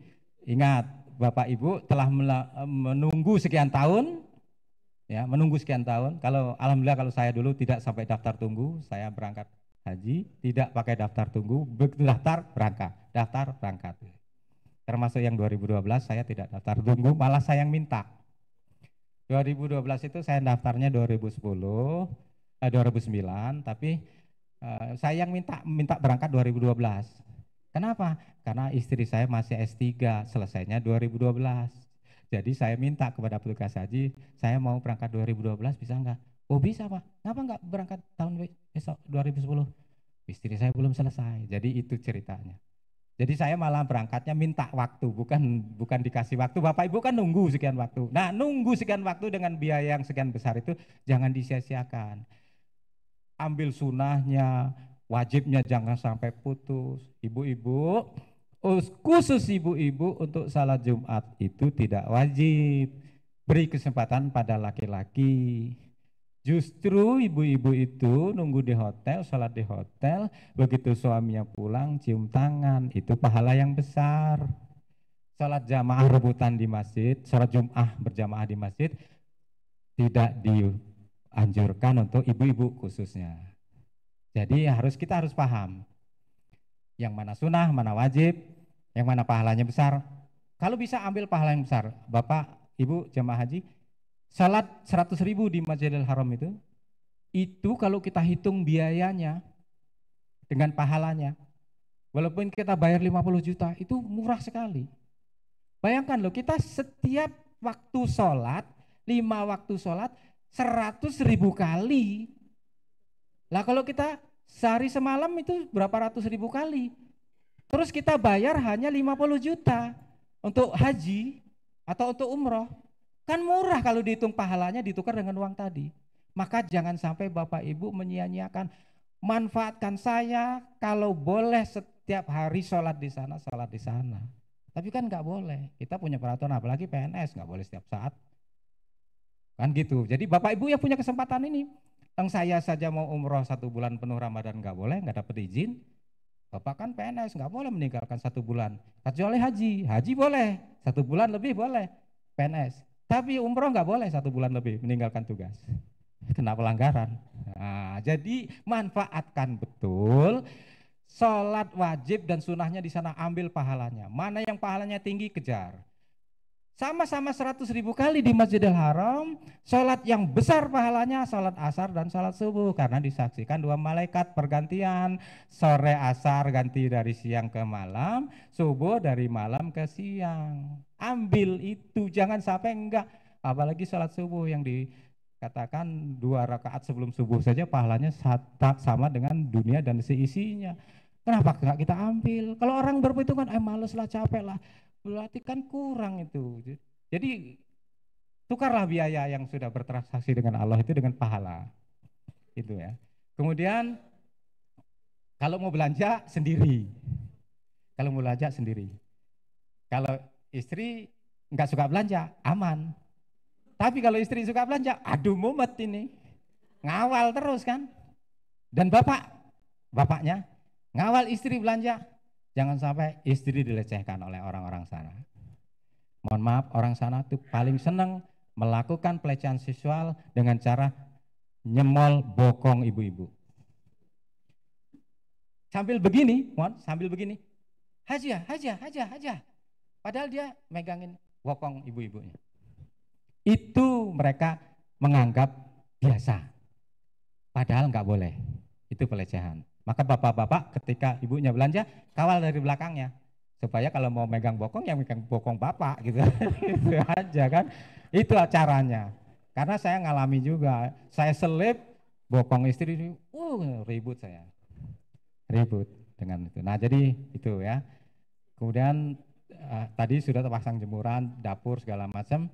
Kamar sudah saya katakan tadi, sudah diatur ya.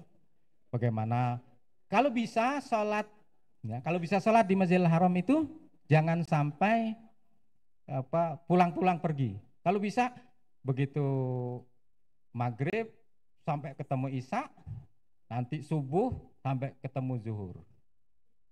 Dulu kami kan dikasih makan, di hotel dikasih makan, kasih nasi kotak. Saya bilang saya pulang ngatur sama regu, silakan ambil nasi, saya standby di masjid. Jadi masjid kita bisa baca Quran, bisa sholat sunnah terus menerus gitu. Manfaatkan itu. Jadi berbagi tugas. Kapan karomnya bertugas, kapan regunya, ketua regunya bertugas gitu. Kemudian jangan sampai merokok di kamar karena asap rokok terdeteksi sebagai kebakaran. Asap rokok terdeteksi sebagai kebakaran. Nanti alarmnya bunyi kering, kebakaran gitu.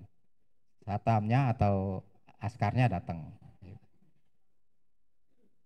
Ya, tadi sakit sudah saya sampaikan, adab di kamar, jaga ketertiban, jaga aurat dan sebagainya. Kemudian tadi jika sakit, kalau laki-laki enggak masalah bisa istirahat, kalau perempuan harus ada teman, termasuk yang haid. Kalau yang haid ini di sini dikatakan kalau bisa ke masjid tinggal di luar karena Masjidil Haram itu sampai keluar sampai ke terminalnya masih bisa untuk sholat. Jadi jangan ibu-ibu, saya kan cuma di luar. Di luar itu juga sudah tanah haram, sudah tempat sholat. Karena di sana banyak orang sholat di aspal, banyak di pinggir jalan orang sholat. Dan ikut masjid, sholat jamaah ikut masjid. Imam Allahu Akbar, dia Allahu Akbar. Imam sujud, dia sujud gitu. Jadi semuanya. Bahkan sekarang sudah peluasan. Dulu terminal, sekarang jadi masjid. Masjidil Haram itu sampai ke terminal. Dulu terminal sebelum jadi masjid, terminal sempat jadi WC umum dibongkar, WC-nya tempel, itu model tempel, model club dan terus digusur lagi, terus jadi masjid tempat sholat sekarang. Jadi kalau sholatnya di jauh dari Ka'bah, mau tawaf ke Ka'bah jauh. Itu sekarang seperti itu. Jadi harus sabar memang, kuncinya sabar. Jika terjadi perbedaan pendapat, jangan sampai berbantahan, jangan jidal, jangan rofas itu. Kembali pada Al-Quran dan hadis saja. Yang penting kita niat ke sana adalah menjadi tamu Allah, kita akan beribadah semaksimal mungkin. Tanggal 8 Zulhijjah Tarwiyah, ya, itu tadi sudah saya jelaskan bagaimana tindakannya. Bapak Karu survei melihat lokasi yang difasilitasi oleh muasasah atau oleh syarikah untuk menuju ke sana, difasilitasi, lihat lokasi, pasang bannernya, pasang nama rombongan dan seterusnya. Kemudian tarwiyah ini memang sunnah, tapi kalau tidak ada halangan sama sekali, ikutlah. Walaupun berbayar, ikutlah. Karena dulu ada, mohon maaf saya tidak sebut nama, tapi ada orang yang saya ajak, rombongan saya ajak, ayo kita tarwiyah. Enggak lah, tarwiyah itu kan apa, kata teman-teman yang dari KBH lain, dia terpengaruh, kata teman-teman dari KBH lain, tarwiyah itu kan cuma Rasulullah mampir ke Mina tuh mandiin kuda, ngasih makan kuda. Astagfirullahaladzim. Kami tarwiyah, dia di kamar, dia di hotel, kami pulang, dia stres. Ngomel sendiri. Suami istri, kami bingung gimana caranya ini, kok tiba-tiba ngomel. Ternyata dia melakukan kesalahan besar, menghina Rasulullah. Dia katakan, kata teman-teman dari KBH lain, Nabi Muhammad itu kan tarwiyah itu cuma mandiin kuda sama ngasih makan kuda, ngapain kita ke sana? Astagfirullahaladzim. Kami pulang tarwiyah, kami pulang dari Arafah, dia stres. Janganlah kita menghina Nabi kita, kok dihina. Ya Allah, saya bilang, dan itu terjadi. Tapi kami terus berusaha, akhirnya dia bisa kembali sadar.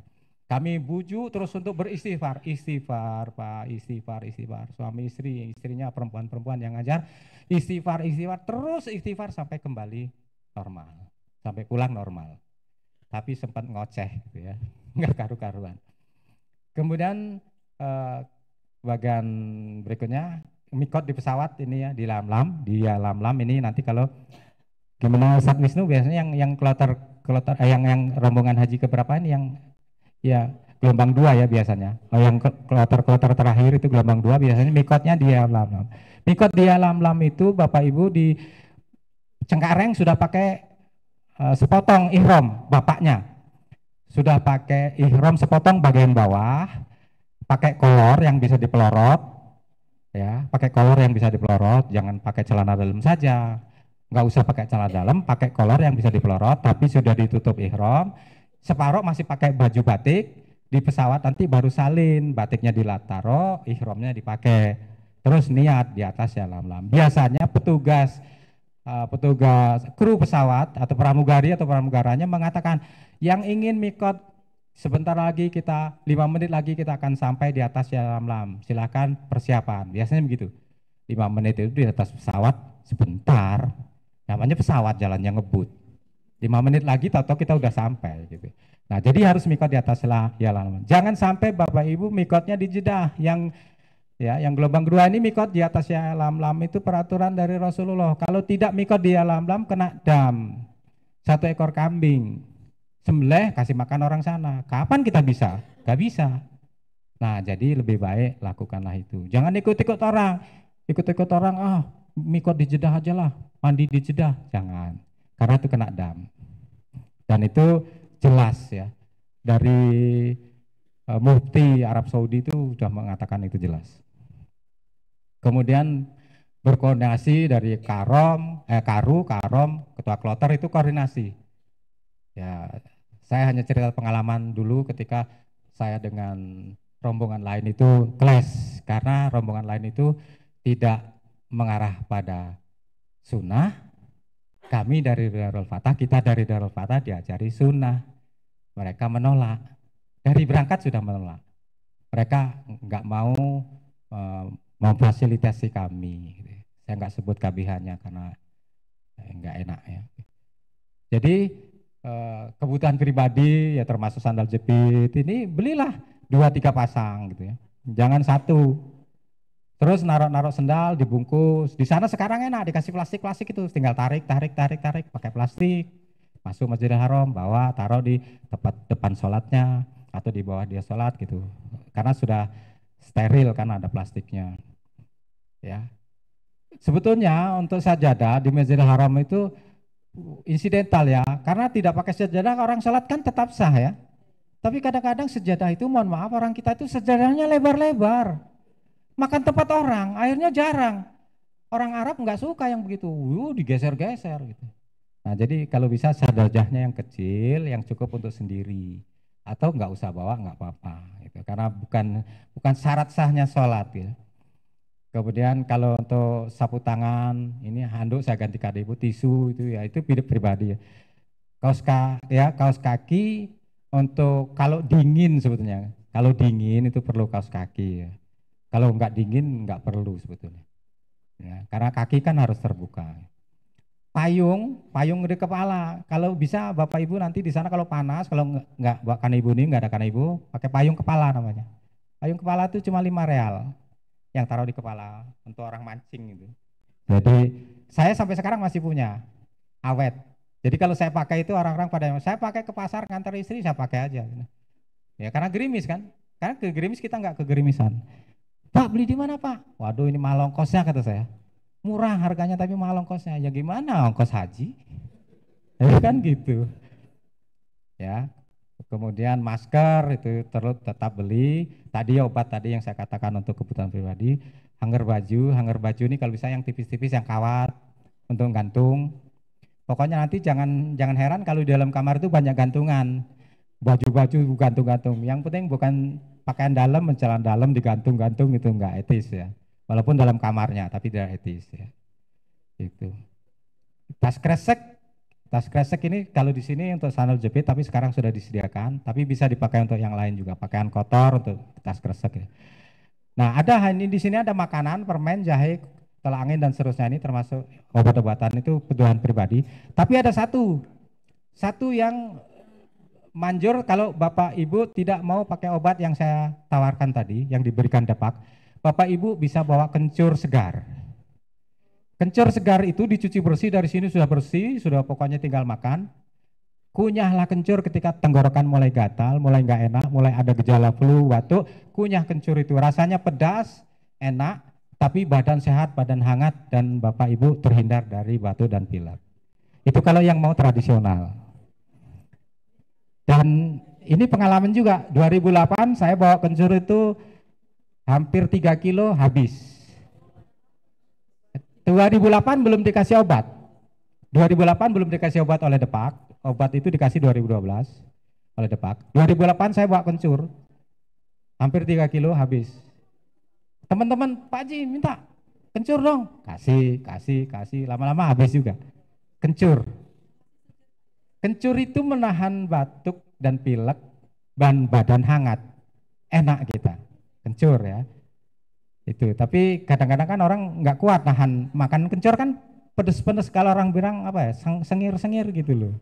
Gitu. Tapi ternyata itu menyehatkan. Obat-obatan tadi sudah termasuk itu.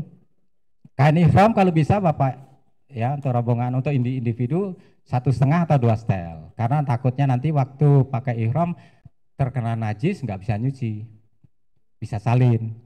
Misalnya jatuh di kamar mandi gitu kan, yang atas dipakai untuk bawah, yang atas yang bawah yang kena najis kita tinggalkan, kita pakai setengah. Ya ini kemudian baju nggak usah banyak-banyak, karena di sana itu mohon maaf Bapak Ibu, sebau-baunya badan kita ternyata di sana nggak jadi bau. Saya juga heran, kok di tanah suci badan kita nggak bau, nggak mandi tetap aja seger badannya. Maka Rasulullah tuh wangi badannya, mungkin ya itu juga termasuk salah satu kita kena imbasnya dari Rasulullah. Celana pendek bawah lutut ya, menutup aurat boleh. Ini tiga kaos Doraemon ini perlu, karena untuk bawa uang kaos Doraemon itu yang ada kancingnya di sini, itu perlu untuk bawa barang berharga, aman.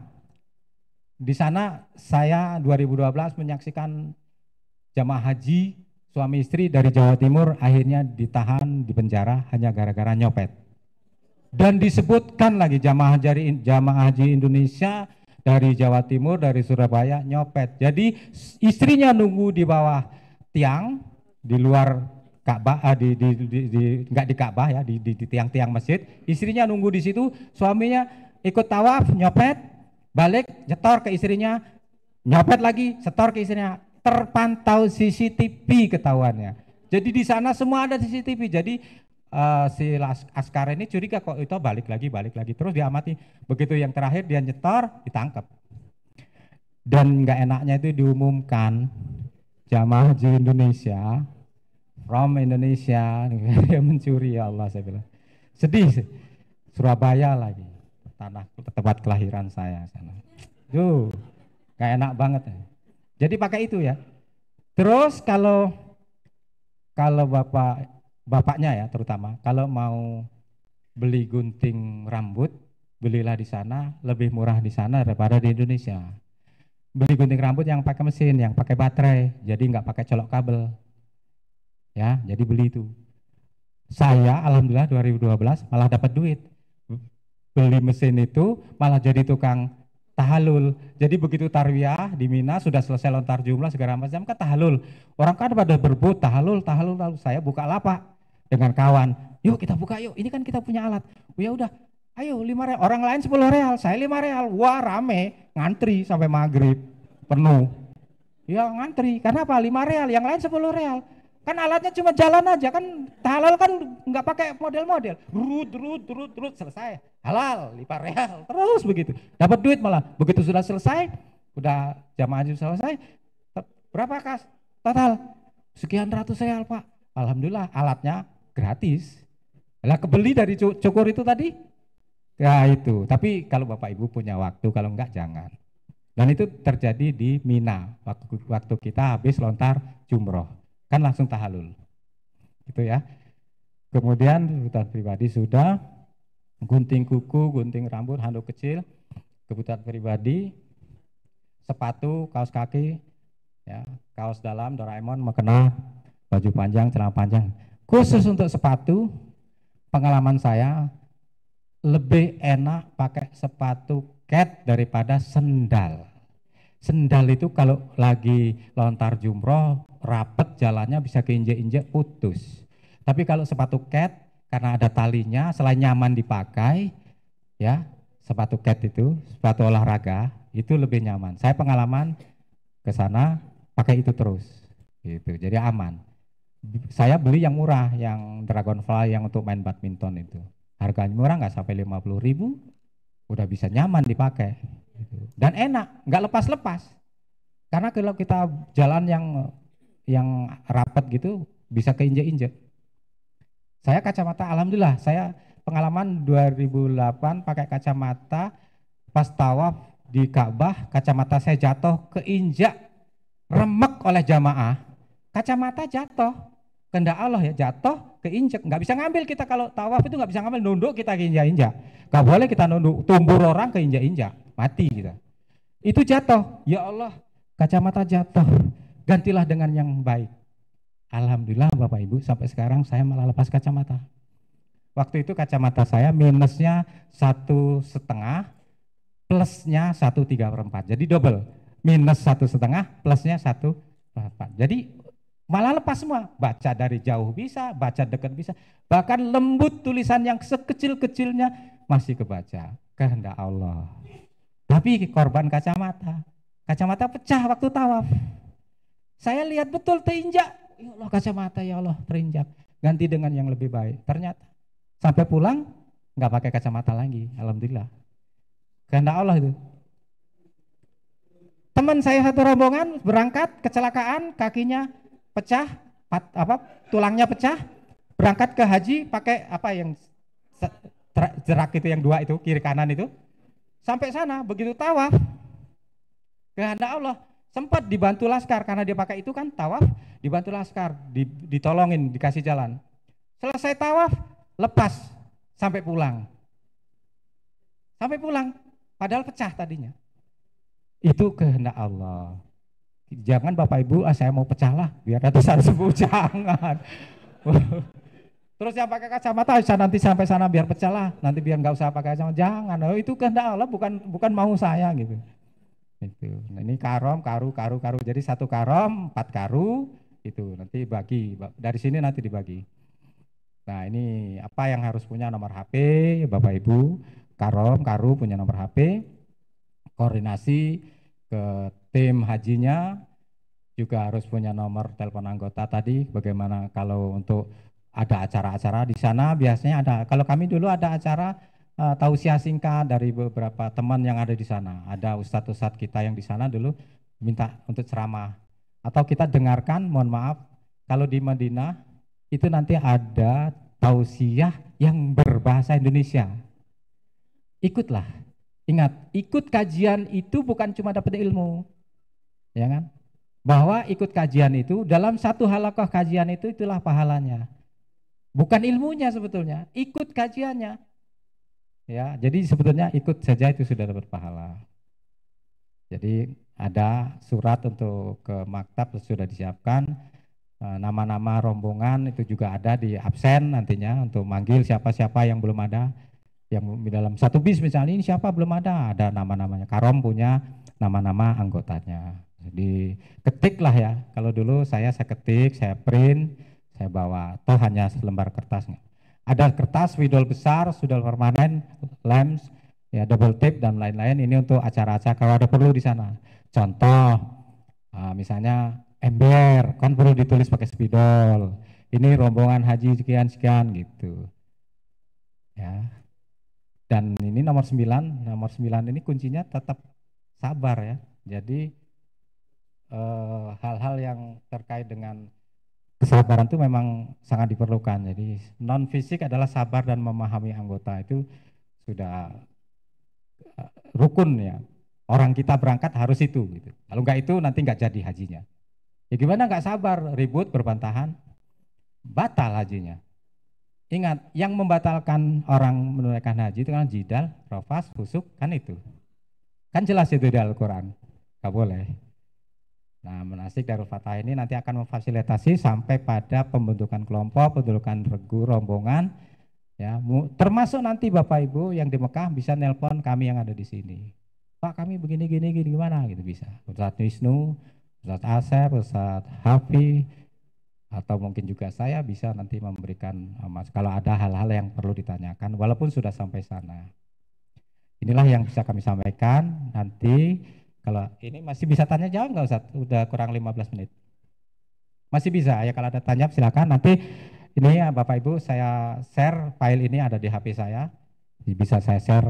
Jadi nanti kalau mau dibaca-baca di rumah mau apa yang mau dipersiapkan silakan nanti WA, termasuk yang mau dipesankan karena Ibu, nanti saya tetap tanya dulu. Kalau beliau teman sanggup ya nanti saya sampaikan. Kalau nggak sanggup ya jangan gitu. Oh, monggo. Oh dia no. Ya. Ini.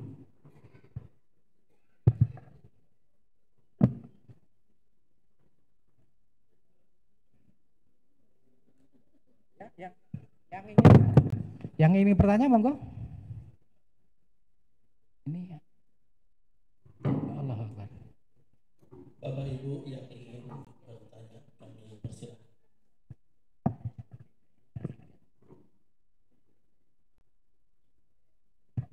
Ya, Ibu, monggo. Ya, satu orang silakan. Pakai mic apa enggak? Pakai mic.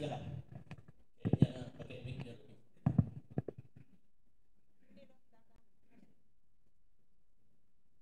Terima kasih. Assalamualaikum warahmatullahi wabarakatuh. Waalaikumsalam warahmatullahi wabarakatuh. Tanya Ustaz sedikit Ya. saja terkait dengan regu yang paling kecil itu tadi ada jumlahnya sekitar 10 orang. Ya. Apakah itu juga nanti akan satu kamar begitu? Itu yang pertama. Yang kedua, kapankah kami akan bisa berkoordinasi untuk regu terkecil itu tadi sebelum keberangkatan, kapan waktunya?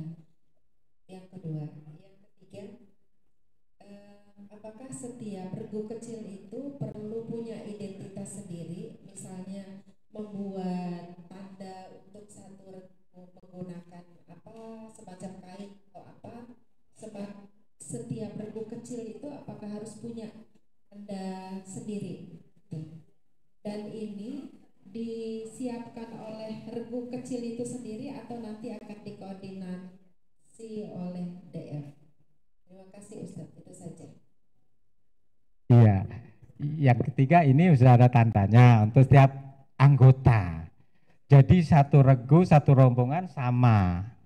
Tapi kalau ada satu regu yang mau berbeda, ya silakan saja. Mungkin kalau tadi rombongan pakai pink ini, mungkin satu regu sendiri pakai warna apa yang membuat ciri tersendiri. Tapi umumnya kalau sudah satu regu kecil itu biasanya tidak perlu membedakan dengan yang rombongan. Itu. Jadi untuk yang hal-hal kecil seperti itu ya. Kemudian kalau satu regu apakah satu kamar? Enggak lah Bu. Kalau satu kamar tadi ada laki ada perempuan atau gimana? Satu regu itu bisa saja terdiri dari 5 keluarga. Satu regu itu suami istri, suami istri, suami istri, suami istri. Jadi ada 5 pasang misalnya ya. Lah kalau satu kamar kacau kayak yang terjadi saya ceritakan tadi itu. Yang ini bukan pasangannya, bukan muhrimah, kacau kan gitu. Itu. Jadi satu regu tidak harus satu kamar. Bisa pisah. Bahkan dulu ada, mohon maaf, ada pengalaman satu kamar itu isinya 6. Rombongan saya satu kamar isinya 6. Yang 4 ini satu keluarga. Bapak, ibunya, dia suami istri. Tetap nggak bisa satu kamar. Karena ada lain. Isinya 6, satu kamar isinya 6. Dia 4. Kan berarti kurang 2. Yang 2 pasangan suami istri lain. Gak boleh. Harus tetap laki-laki sendiri, perempuan sendiri. Dipisah. Jadi harus sabar. Masa nggak sabar sih Bu 40 hari pisah sama suami gitu. Pisah sama istri kan 40 hari gitu. Atau mohon maaf, atau kalau istilah kami dulu di sana ada kamar asmara. Ada kamar asmara. Jadi dulu jadi seloroh. Jadi kamar itu di booking sementara untuk suami istri yang mau kumpul. Tapi ya kalau kata saya nggak usah sampai begitunya lah gitu ya. Wong niatnya mau berhaji. Tapi ada juga yang sampai begitu dulu sampai jadi seloroh. Guyonan gitu, guyonan. Gitu ya. Terus itu yang pertama, yang kedua tadi apa Bu? Yang ketiga udah. Yang kedua tadi? Oh, ya itu tadi yang satu grup sama sudah jadi. Sama betul. boleh satu grup kecil yang 10 orang atau mungkin 2-3 orang pengen beda, boleh. Artinya dia bisa menambahkan, tidak melepas yang utama. Yang utama enggak dilepas itu. Yang utama yang slayer besar, Darul Fatahnya enggak dilepas, tapi ditambah sendiri. Misalnya tambah pita. Oh itu Darul Fatah, itu regu saya. Cirinya apa? Ada pita. Oh itu regu saya, tapi sama-sama Darul Fatah karena ada pita yang berbeda gitu. Boleh ditambah seperti itu. Nah kemudian untuk koper ini, mohon maaf ada yang kelupaan. Koper itu satu kloter jadi satu, kopernya sama semua. Maka berilah koper itu tanda-tanda yang berbeda. Dan akan berbeda, mohon maaf Bapak Ibu akan berbeda nanti kalau Bapak Ibu satu rombongan Darul Fatah ini kopernya diikat pakai tali karet semua. Karena orang lain nggak ada yang mikir. Itu cuma Pak Darmaji yang mikir itu. Iya. Nah koper, ini koper hajinya? Yang 2023? Oh sudah ada ini ya. Nah ini koper ini bisa saja karena tidak lagi dikasih jaring ya Ustaz ya. Enggak dikasih jaring, ikat aja pakai tali karet keliling. Ya. Kalau mau berbeda lagi, koper ini boleh dipilok. Kalau saya dulu saya pilok, koper saya pilok, saya kasih karet, saya pilok. Warnanya warna pink. Jadi begitu turun dari pesawat masuk ke bagasi apa masuk ke troli itu langsung ketahuan itu koper saya warnanya pink.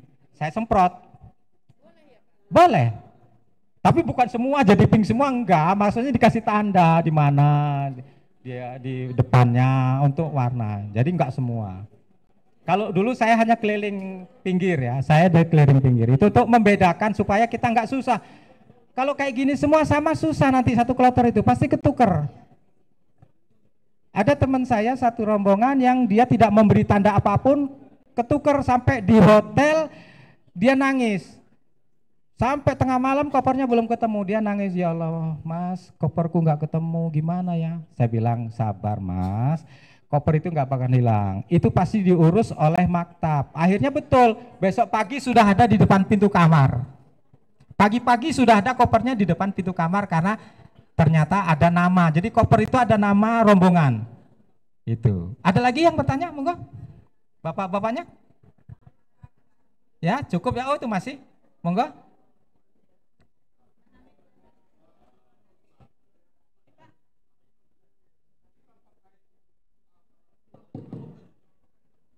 Ya? Ya, dari Selayar ini? ID card. Oh, ID card ya. Ya. ID card.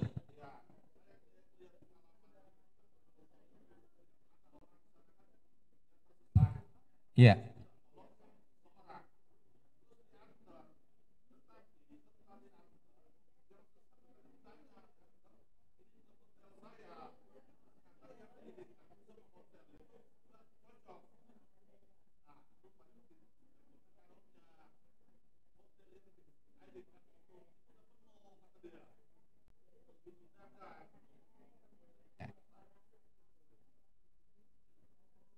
Ya, jadi ini pengalaman saya juga. Gara-gara tidak bawa ID card, nyasar, itu pernah. Terus yang lebih mengharukan lagi Bapak Ibu, rombongan saya tersesat sampai capek nggak bisa jalan, dia terduduk lemas tapi bawa ID card. Sama laskar itu diambilin kursi roda, didudukkan nggak pakai ngomong, diangkat duduk di kursi roda, diantar, dilihat ID cardnya, diantar sampai pintu hotel oleh laskar itu. Gara-gara pakai ID card. Jadi ID card itu jangan ketinggalan. Di situ ada nama hotel, ada nomor, ada muasasah, ada maktab semua. Tapi kalau kejadian kayak yang Bapak ceritakan tadi sudah tukar hotel dan itu harus diklarifikasi. Tapi kejadian anggota saya yang hilang sehari semalam itu ketemunya juga karena pakai ID card. Ada ID cardnya, oh, ini hotel di sana ini, akhirnya ditelepon, rombongan ini telepon, akhirnya dijemput. Sehari semalam udah hilang. Tapi bawa ID card. Jadi jangan sampai ketinggalan, jangan sampai lama. Itu kan dikalung, pakai tali dikalung. Itu jangan sampai hilang. Nah itu Pak. Penting itu Pak. Karena mohon maaf ya, kita kadang-kadang udah ada yang sepuh, udah ada yang tadi yang sepuh tadi udah kata orang terkapar, diambil sama laskar, didudukkan di kursi roda, diantar sampai ke depan pintu hotel. Nah itu kejadian. Gitu kira-kira. Bapak Ibu. Ya, cukup? Ini masih satu lagi.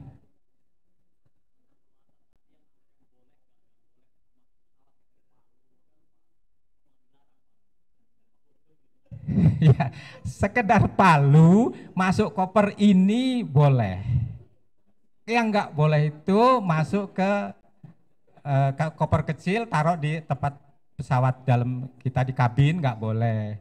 Karena dulu saya pernah pengalaman lagi mahasiswa, saya bawa sangkur di koper, tapi karena masuk ke bagasi di dalam pesawat, bagasi pesawat, dia di scan di X-ray, katanya ini kok bawa sangkur, iya kan habis acak gitu. Jadi boleh masuk pesawat, masuk di bagasi boleh, yang nggak boleh masuk kabin itu karena bahaya, dikhawatirkan teroris nanti bawa sangkur.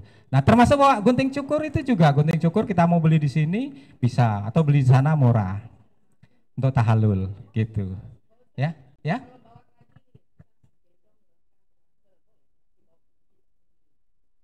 Di bagasi masuk, tapi kalau untuk di kabin itu memang dibatasi. Jadi kalaupun nambah itu nambah yang kecil-kecil masih bisa untuk ditenteng. Ya digendong, kalau ibu-ibu kan biasanya rangkalnya kecil. Tapi kalau udah rangsel kayak rangsel tentara ya nggak boleh Bu. Udah bebannya beda lagi. Gitu, makan kabin. Yang boleh kan begini, artinya yang kecil-kecil. Ya rangsel kecil itu boleh, masih bisa diizinkan untuk dibawa. Bahkan dulu kami pulang ada yang ibu-ibu bawa sini jam-jam tas kecil, nggak masalah. Ya nggak masalah. Kalau saya punya pengalaman unik, 2008 saya bawa jam-jam udah di kopernya 1 jam-jam penuh, badan saya penuh jam-jam. Sampai petugas bandara itu akhirnya menyerah dia. Bagaimana nggak menyerah? Saya pakai celana kargo yang kantongnya lebar-lebar, pakai jubah yang isinya kantongnya banyak, semuanya isinya botol jam-jam semua. Jadi saya kayak Rambo gitu, jalan itu berat isinya jam-jam. Begitu di bandara, Haji, saya keluarin 1. Haji, nunjuk lagi, nunjuk cuma akhirnya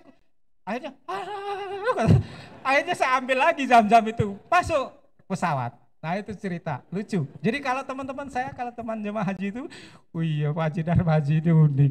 Masa masuk pesawat pakai, orang kalau Rambo kan granat, ini mah air zam-zam katanya. Jadi semua kantong isinya zam-zam gitu.